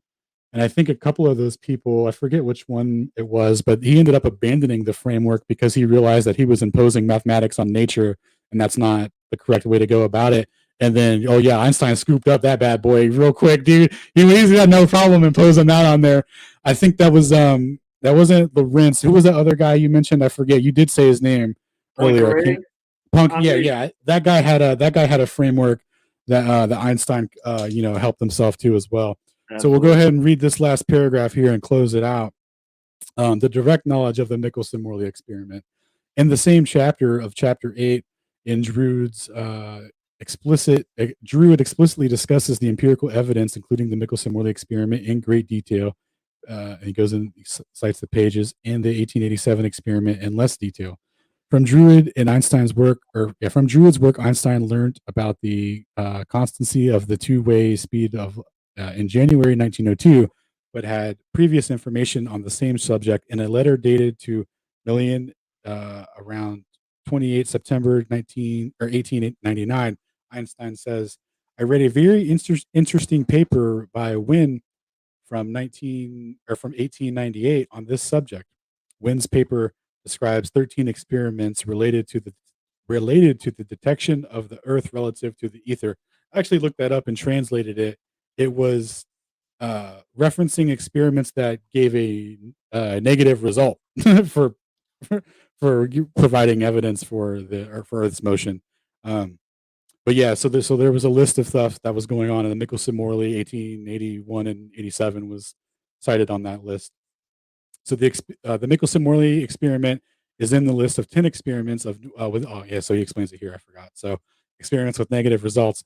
This explicit test, if the ether is at rest, then at the time of the time Okay, so You wait, think- so Michelson Morley was just one of 10 that didn't prove the Earth was spinning? yeah. So there was Aries failure. There was a guy named Fazal who did a similar thing to Aries failure with the telescopes and water. And there was a couple other ones. I have to pull up the list. Let me see if I Interesting. got it real quick. But I mean, so it wasn't just all Michelson Morley, is basically almost everyone back then. They were saying we're not able to prove that the Yeah. Earth. Ah, Yeah, and this also, so get this too. So the way that we're kind of told the Michelson-Morley narrative now is that it's a null result and all right, that. right. And but the implication from their understanding from these citations from back then is that this was a negative result to prove that the earth moved. Right. So very obvious. Oh, hold on, I pulled up the list. 1 second. I had it up. Yeah, so I'll send it to you. So yeah, there's a couple here that I didn't recognize. So Fazoo's experiment. Um, I don't know this guy. Yeah. But yeah, there was a history of it where they were trying to do it and it was giving no results. Let's see That's here. interesting. Yeah. So it's not just Michelson Morley and everybody else is, proving it. It's the exact. I mean, okay, interesting. Yeah. So yeah, it was pretty cool of Einstein to come along with this new theory to explain everything in such a way that they could still have their motion, even though there was a history of 10 experiments that proved that the Earth's at motion and there's an ether wind. But It's kind of cool. Everyone just fell in the line, almost like they had to. yeah, Because that would never happen in modern science, Alan. You wouldn't have to fall in line to prove a theory or whatever it is. That was no scientists. They'd always stand firm. oh no, their belief system is experimentation and empirical evidence. Scientific method, baby. They can't be compromised. Oh, theoretical physics. See epidemiologist, whatever that word is, epidemiologist, whatever that. You know what I'm saying? It's Yeah. all.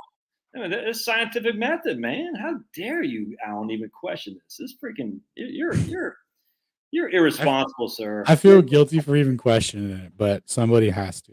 So Well, someone also had to be Einstein, if you know what I'm saying. Someone also had to be Michael Osterholm. You know what I'm saying? Someone also, Yeah. there had to be somebody there to say, hey, I'll take the ticket. I'll serve the team. I'll be Einstein. I'll be Osterholm. I'll be Paul Ehrlich, who wrote the population bomb for "We're gonna die because of too many people." He said that in 1969.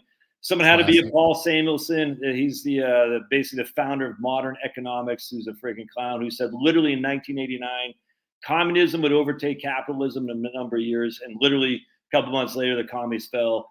But someone had to be these guys because it's just they took the ticket, man. There's no other way around it. Like, we're Paul Samuelson. You want fame and fortune? Yes, I do.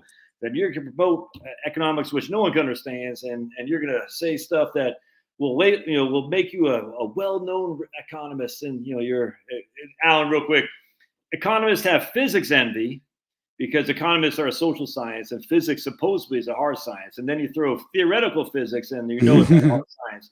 And then physics have mathematic envy is what it is. So economists have physics envy, physics have mathematics envy. And so thus economists also have mathematics envy as well, if that makes sense. And so they all think the whole world can be proven by mathematical equations. And how dare you stand against those mathematical equations? Don't you know? I have 2 tangerines and 2 oranges. I got 4 things in my hand. No, I don't. But my mathematical equation says you do. But I don't have anything in my hand. Yes, I do, because my math shows it. It's such a freaking fraud, dude. It doesn't piss me off anymore. I just laugh, but I still get like, I hate being lied to. That's the things I hate being lied to. You know what I'm saying? It drives me up the wall. Yeah. Anyway, all right. Anything else? Yeah, that's pretty much it. So, basically Space Audits is my man Alan's channel, Space Audits. Send me that. So you said you're going to send me a link on the video of the guy going over Einstein's various plagiarism. I'd love to watch that. Send me a. Oh yeah. Let me pull up the link for you. Let me close the absolutely. That's screen fantastic. share, and then I'll pull it up for you. Yeah, it's an awesome video, man. There's another guy who's doing some Einstein takes. It's like, man, I can't remember his name. He doesn't do that many though, but he's very short videos actually. But I can't remember what he's called. But do you ever look up that black guy from I think he used to work at NASA, Edward Dowdy? Edward Dowdy. Yep. Yeah. Absolutely. I was just reading some Edward Daddy last night. Oh yeah, that guy crushes, man. I mean, I sent you a link on StreamYard to that video. You want to check it out later. It's an hour long. It's a great video. you sent me a link on StreamYard, like, oh, in the private chat. Okay, cool. Yeah. Oh, sweet. Yeah, right on. All right, cool. All right. Oh, I didn't. Okay, cool. There we go. Sweet. All right, my man. I think I'm gonna get out of here. I'm getting tired. Good stuff, dude. You rock. So Space Audits is where people can find you. You're doing videos, at least once a week or something like that, or what? Yeah, I'm putting them out about once a week, it seems like. And then I got a debate coming up on the 10th on Jaren's channel. Really? All right, sweet. Who are you debating? McToon. Oh man. All Yeah, right. So we're yeah, we're that's debating right. general So, relativity and the motion of Earth. oh, are you kidding me? Oh, sweet. Yeah, So it's Jaren is gonna be epic. dude. All right. So McToon seemed like he was all right when he was debating Jaren the other day. I mean, I don't. He seemed like he was polite at least. You know what I'm saying? And I mean, unlike some of these other clowns, at least he seemed like he's well behaved. I don't know if he's not right. I don't watch his shit video, but at least in that debate he did with Jaren. McToon is my favorite troll, says dumb comment right on here. That'd be fun to watch, man. So Jarenism is Jaren was it debatism? Is that what he called it? Debatism? All right, cool. Yep. All right, sweet. That's fantastic. I mean, I'm glad you're doing that. I'm glad he's doing it too. I can't wait. That should be a Space Oddity channel. I'm not familiar with that. Space Oddity. Space Audits. That's what it is. My man Alan is Space Audits. Yeah, and highly recommended. I saw Alan. I was taking one of my kids to a cross country match, freaking halfway through the state of Georgia. And I was listening to one of Alan's. No, I was actually driving through Boston. Now I think about it, I remember this. I was driving through Boston. I can't remember why. It was about 2 years ago, maybe a year ago. Must have been. I can't remember, but I remember listening to one of your things. You were either on with somebody.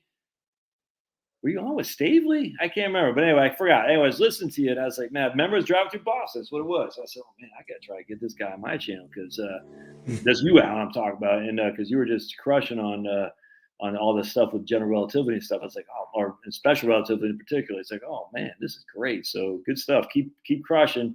And take the tune to the wheelhouse there, man. Oh, dude, it's gonna be epic, bro. It's a very because I put the challenge out because I'm not trying to debate like boats going over curvature and stuff like that. Right. It's or boring. So, That's the I can't do that.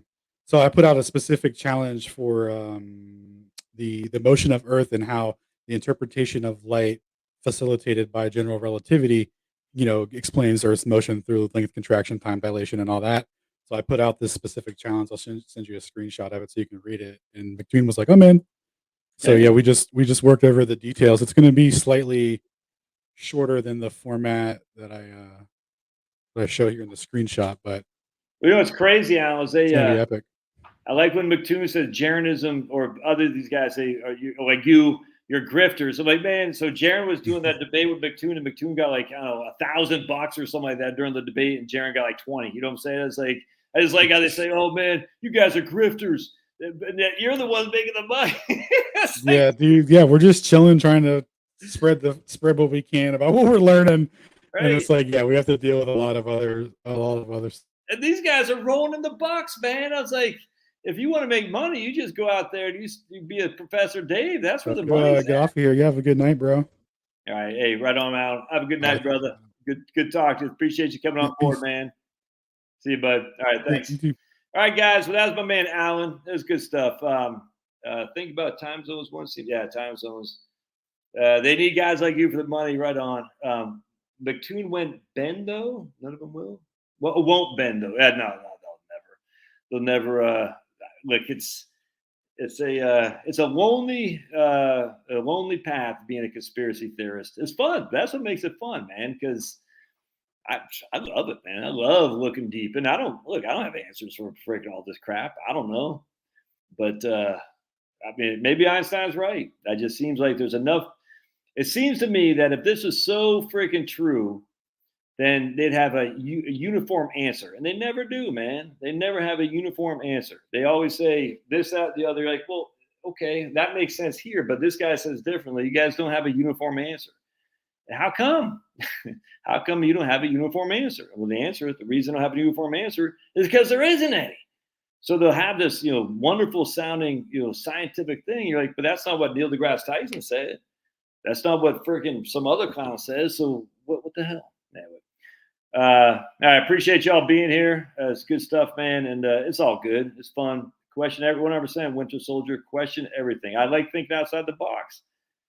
Me too. I don't give people dumb. Like, I let the other guys do the thinking for me. That's where people got someone said about the 350 million jabbies. I let other people do the thinking. Don't you value your life? Why would you just put it up to some kind of white freaking trench coat when the evidence of these guys being wrong is so overwhelming? Doesn't mean they're always wrong, but I mean, it means it's definitely worth questioning. My goodness. So, not so sure. All right, man. God bless. I'm going to get out of here. I'm getting tired. We'll see you. Appreciate you being here.